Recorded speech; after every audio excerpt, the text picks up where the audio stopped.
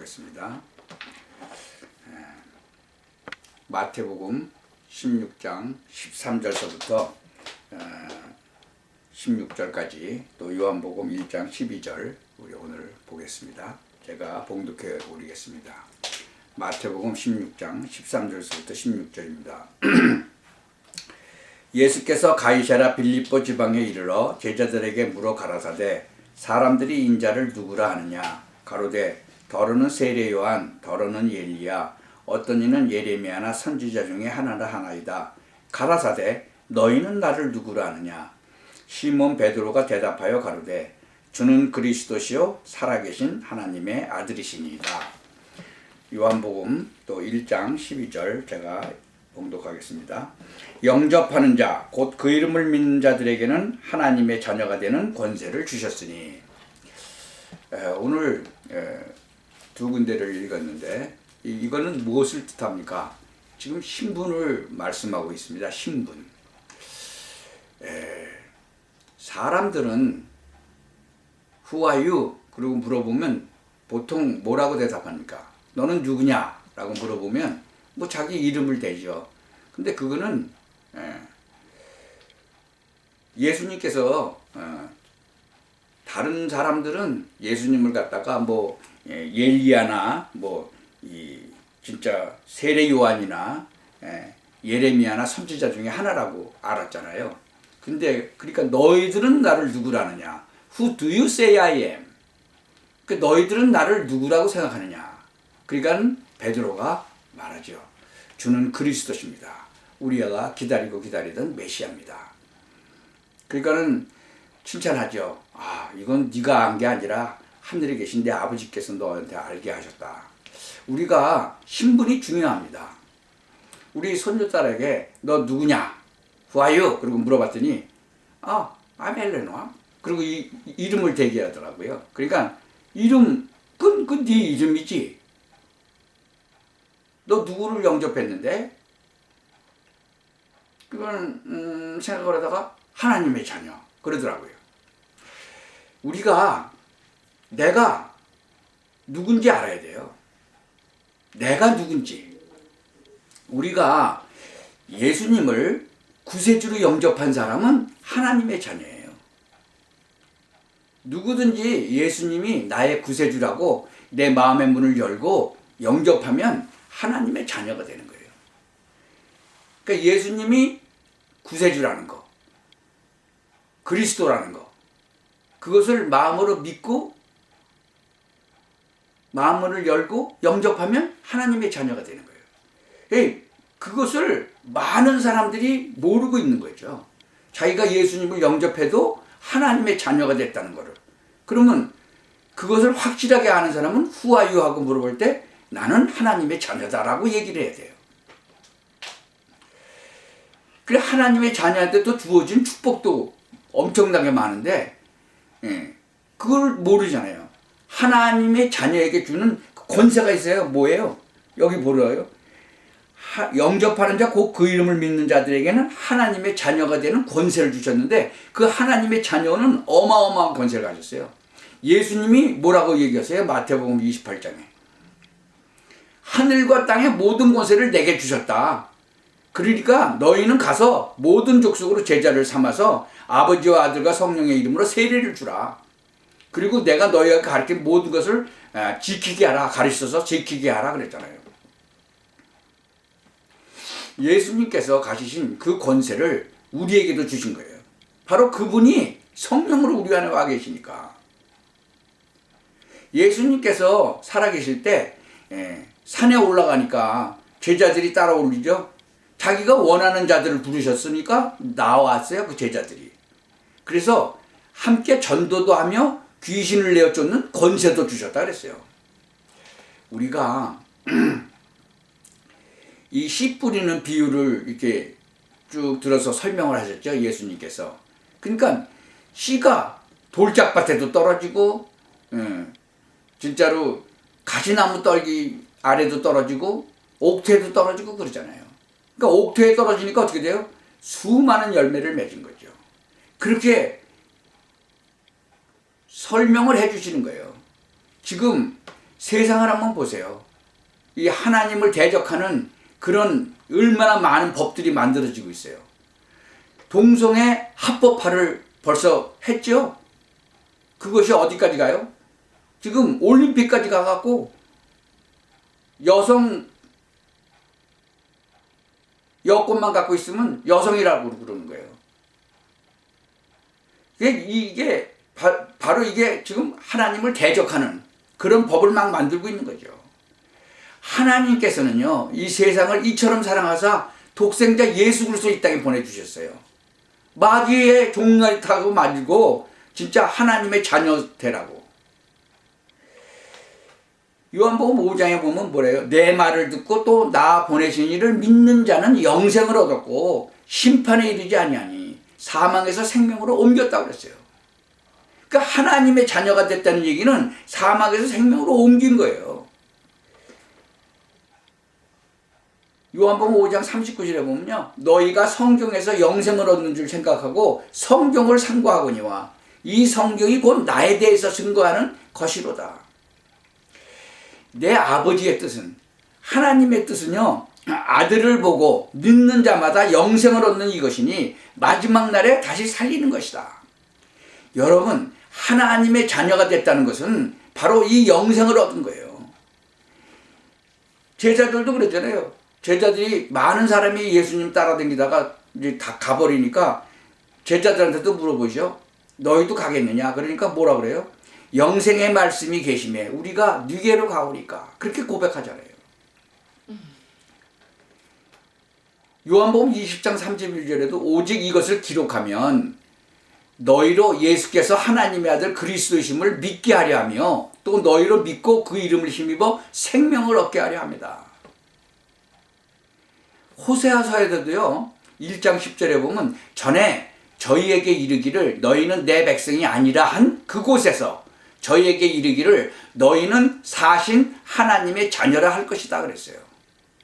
여러분, 전에 여러분이 예수님을 안 믿고 있었을 때 그때는 하나님의 자녀가 아니잖아요.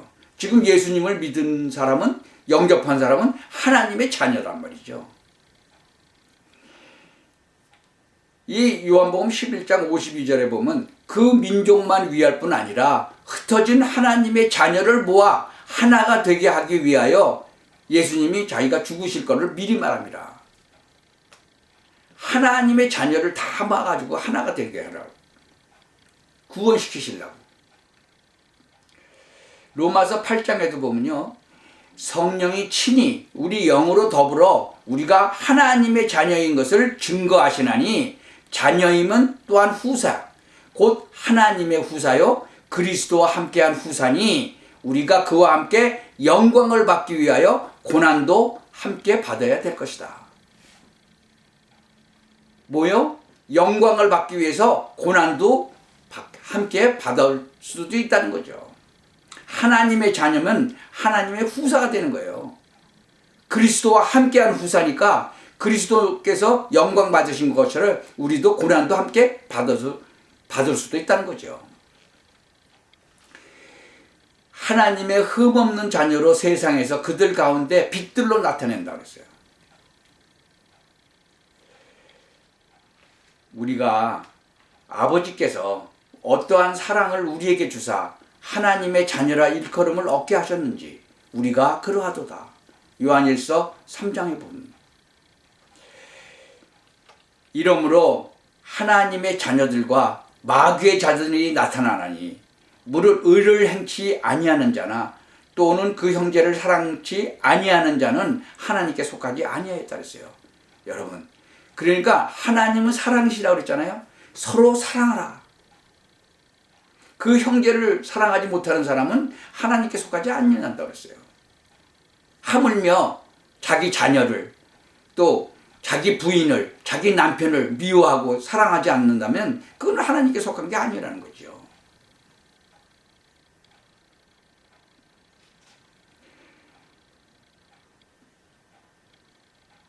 솔로몬 임금이 솔로몬이 1000번제를 드리고 나서 하나님이 꿈에 나타나서 야, 내가 너한테 뭐 해주기로 원하냐 그러니까 나는 아직도 나이가 어린데 백성들은 너무나 많고 이 백성들을 재판할 수 있도록 하나님께서 나에게 은혜를 베풀어 달라고, 지혜를 달라고. 그러니까 하나님이 그래, 네가 진짜로 오래 사는 거, 뭐 부귀영화 이런 것도 안 구하고 국민들을 잘 다스리는 그런 지혜를 달라고 하니까 그래, 내가 너한테 지혜를 주고 그것뿐만이 아니라 부귀영화도 다 주겠다. 그렇게 약속하시잖아요. 그리고 나서 재판이 열리잖아요. 두 여자가 와서 생후 며칠밖에 안 된 애가 죽었는데 서로 자기 애라고 그러니까 이 여자도 저 여자도 다 살아있는 애가 자기 애고 죽은 애가 저 사람 거라고 그러니까 어떻게 판결해요? 하나님이 주신 지혜로 판결하잖아요. 칼을 갖고 오라고 그래갖고 살아있는 아이를 반으로 잘라서 반씩 놀아주라고 그러잖아요. 그러니까 진짜로 내 아이라고 생각하고 있는 그 엄마가 어떻게 돼요? 그냥 죽이지 말고 저 사람한테 주라고 그러죠. 이게 바로 뭘 예표해요? 바로 예수님을 예표하는 거죠.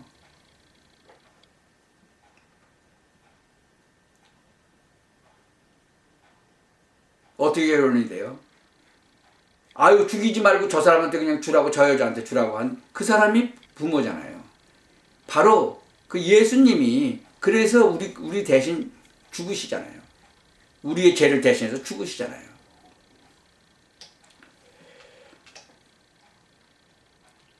근데 그분은 살아나시잖아요. 왜? 하나님인데 어떻게 돌아가셨어요?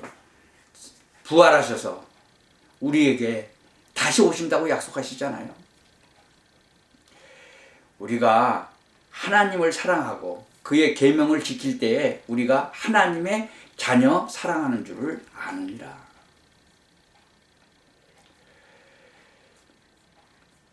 우리가 이 땅에 사는 동안에 하나님의 자녀라는 이 사실을 절대로 잊어버리면 안 돼요.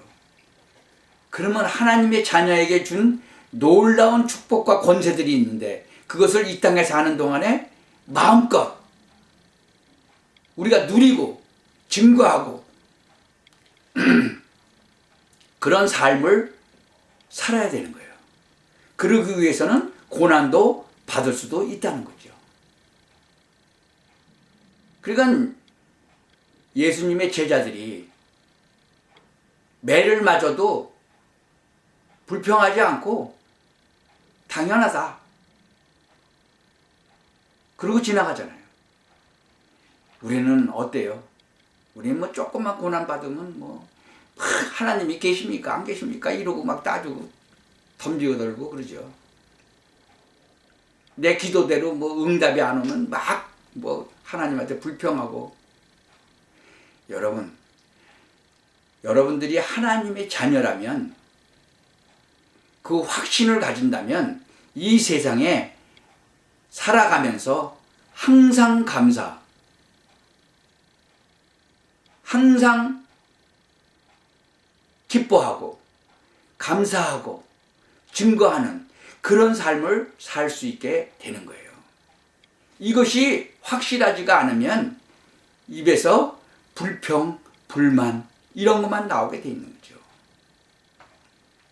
여러분이 하나님의 자녀를 된 것은 예수님께서 이 땅에 오심으로 말미암아 그가 우리의 원죄, 자범죄, 조상의 우상숭배죄 모든 것을 다 짊어지시고 죽으시고 부활하심으로 말미암아 그것이 끝나버린 거예요. 그래서 여러분이 하나님의 자녀가 된 거예요. 그 사실을 믿고 받아들였기 때문에. 그래서 앞으로 남은 세월 동안은 항상 감사하고 기뻐하고 쉬지 말고 기도하고 하나님의 자녀라는 걸 확인하고 살아가시기를 예수 그리스도의 이름으로 축원합니다. 기도하겠습니다. 하나님, 정말 저희가 마태복음 16장에 베드로의 고백처럼 주가 그리스도 되심을 고백하고 그 주님을 나의 구세주로 영접해서 하나님의 자녀됐다는 것을 절대로 잊지 않고 항상 감사하며 기뻐하며 증거하는 그런 삶을 살기를 다짐하게 하옵소서. 잘 박힌 목같이 마음판에 새겨서 하나님이 부르시는 그날까지 이 사실을 증거하고 살아가게 하옵소서. 예수 그리스도의 이름으로 기도하옵나이다.